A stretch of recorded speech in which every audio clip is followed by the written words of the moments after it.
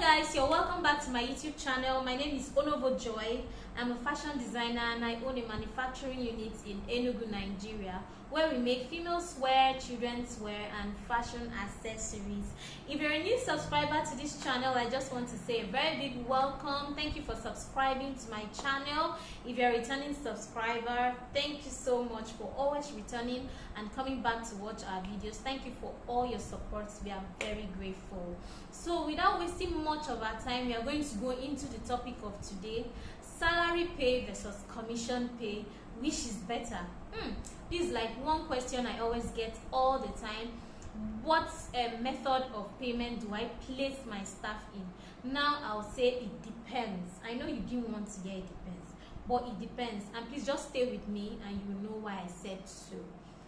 So like we all know, salary pay is the agreed payment you pay to your staff at the end of the month.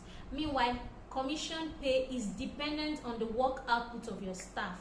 It can be agreed to be paid daily, weekly, or monthly, or bi-monthly. So you can decide to pay every 2 weeks, or you can decide to pay after a month. So it's expected that depending on the work output or depending on the number of outfits your staff makes, you calculate it, and at the end of the month you pay the total of what was agreed or what the staff output was. So now let's start with salary pay. Personally, I've tried the both of them for my staff, and I would say it's always good to start with salary pay. Why? Because depending, commission pay is always good for professional tailors that can work without supervision. But you know, it's very difficult to find a professional tailor that will just start in your fashion house and already knows your pattern of sewing, except this person worked in a similar fashion house where they use the same pattern of drafting and sewing as yours, which is fine. But I would say you should start with salary pay, so that for the months where you're paying the person as salary, the person can easily acquaint his or herself to the method of work or the method of work you people undergo in your own fashion house. Now, for salary pay, your workers, your staff, they tend to have they are very relaxed, they are very secured in their job, because they know that once you employ them and they are doing their work, this job is theirs. But for commission pay, is a highly volatile position. Your workers tend to be very flexible. They can decide to disappoint you, or you can decide to disappoint them, except there are strict rules and there are written contracts that can hardly be breached. So for commission pay, it is always good to go into written agreements, written contract. Everything has to be agreed on, so that there won't be friction between the employer and the employee. Commission pay, there can easily be friction. For example, this is what I mean. You can decide to be paying 5,000 naira for a 6-piece blouse and a 6-piece skirt. Now what happens when you have a 6-piece blouse and a 6-piece skirt that has other attachments like flounce, peplums and what have you? Now it's expected that those attachments is going to take your worker more time to finish up that dress. Now what do? Do you still pay 5,000 naira for styles like that? You have to agree. These are the things you have to agree on. For salary, the job security can be a two-edged sword, in that because your worker knows that, oh, this job is mine, at the end of the month I'm going to be paid my due salary. Today the worker calls you, oh madam, abeg o, you get as body dey do me, I no go fit come work today. You pardon. Then 2 weeks later the person calls you, oh, my brother, sister, father, mother, uncle died, I dey go burial. You pardon. And now when the person sees that, oh, when I give excuses they will always pardon me, the person now keeps on giving series of excuses. And if you're to look into it critically, you find out that At the end of the month, if your worker was supposed to work for 20 days, you find out that this worker might be working for 15 days and you're still paying that worker the complete salary. In as much as, unlike commission, where if the person can be away for 10 days in a month, it is expected that what you work is what I will pay you. So you see, each of them have the advantage and the disadvantage. The good thing about salary also is that there's a working understanding between you and your staff. It's very easy to create a favorable work environment for your staff and also for yourself. People that are placed on salary can work with you for a longer period of time, unlike commission, where if they have a better offer, they can always up and leave without even telling you about it. So that's why it's good for commission. You have laid down agreement, laid down rules, laid down principles that will guide you and your staff. Another thing about commission is that there tends to be friction between the worker and the boss, between the employer and the employee. So, like I said, that's why it's always good to go into agreement, written agreement, so that whenever this friction or whenever things like this comes up, you can always refer to them and say, this is not what we agreed though at the beginning of your employment. This is not what we agreed. Another thing is that one thing about commission. Now, just to round up all I've been saying, I'm going to give you a scenario. I have this particular staff. Let's call her A. Staff A. Now, when staff A started working in our fashion house, we agreed that we're going to be paying her salary.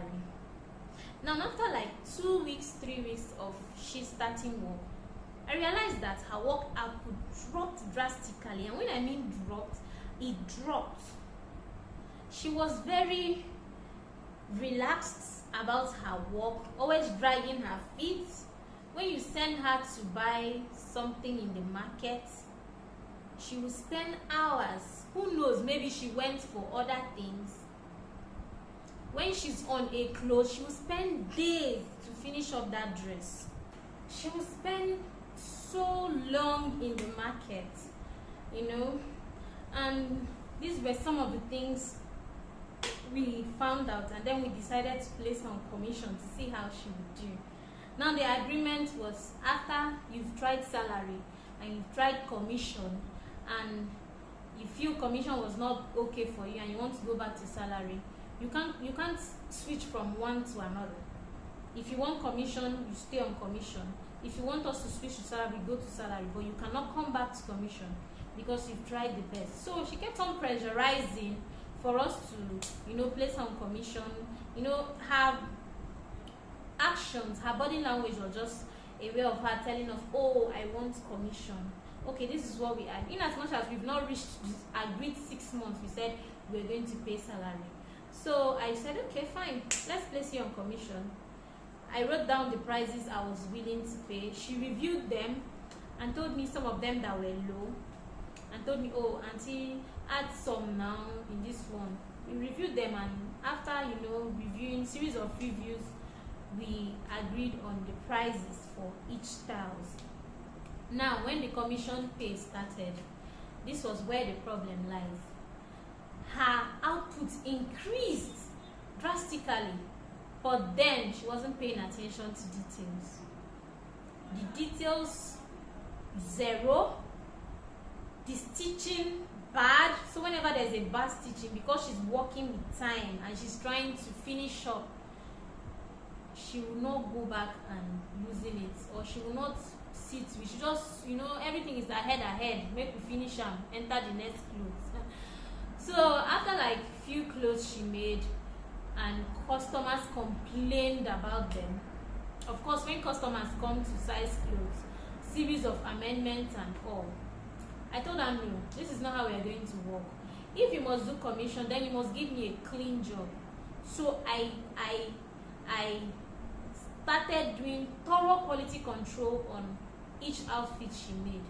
And if she was supposed to finish an outfit in a day, you find out that she uses 1 day and or 2 days to even finish the outfit, meaning that she was doing so many shortcuts just to finish up the work. So if you must do commission pay for anybody, make sure that person is a professional. Make sure the person is a professional that will not need supervision. If you know what I'm talking about, there are people that when you call them to sew for you, you don't need to supervise. Just give them the work and they will produce it. Even if there will be any mistake or anything you need to look at, it will just be little.